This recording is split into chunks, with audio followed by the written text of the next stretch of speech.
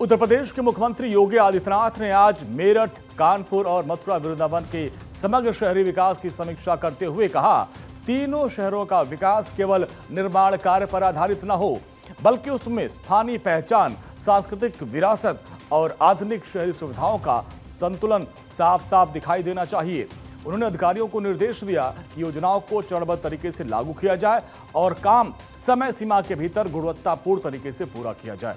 मेरठ के लिए प्रस्तुत योजना में यातायात सुगमता को प्राथमिकता दी गई है।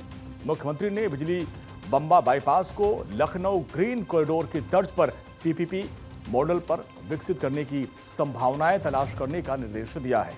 इसके अलावा कानपुर के लिए तैयार की गई कार्य योजना rooted in legacy rising to tomorrow की अवधारणा पर आधारित है। योजना का फोकस औद्योगिक पहचान को बनाए रखते हुए शहर को आधुनिक ट्रैफिक, सार्वजनिक परिवहन और हरित ढांचे से जोड़ना है। इसके साथ ही मथुरा वृंदावन के लिए मास्टर प्लान को विजन 2030 के रूप में प्रस्तुत किया गया। योजना का फोकस धार्मिक पर्यटन, यात्री सुविधाओं और शहर की सांस्कृतिक पहचान को मजबूत करना है। बैठक में वीडियो कॉन्फ्रेंसिंग के जरिए तीनों मंडलों के मंडलायुक्त भी मौजूद थे।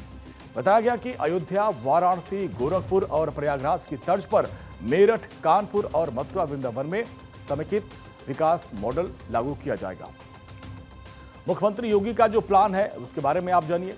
कुल 478 परियोजनाओं का उन्होंने चिन्हित किया है। मेरठ में 111, कानपुर में 109, मथुरा वृंदावन में 258, अल्पकालिक, मध्यमकालिक और दीर्घकालिक श्रेणी में इसको बांटा गया है।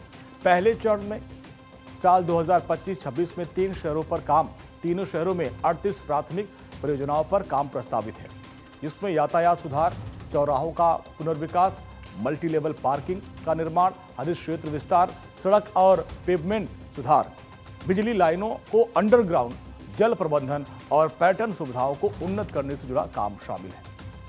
मुख्यमंत्री ने अधिकारियों से कहा है कि परियोजना को लागू करने में नवाचार और आधुनिक प्रबंधन को प्राथमिकता दी जाए और जहां संभव हो पीपीपी मॉडल अपनाया जाए और निजी क्षेत्र के सहयोग से रेवेन्यू शेयरिंग की भी व्यवस्था विकसित की जाए। उन्होंने कहा कि शहरों के विकास का उद्देश्य ऐसा ढांचा तैयार करना जो यातायात को सुगम बनाए, सार्वजनिक परिवहन और पैदल यात्रियों को प्राथमिकता दे और शहर अधिक हरित और स्वच्छ बने।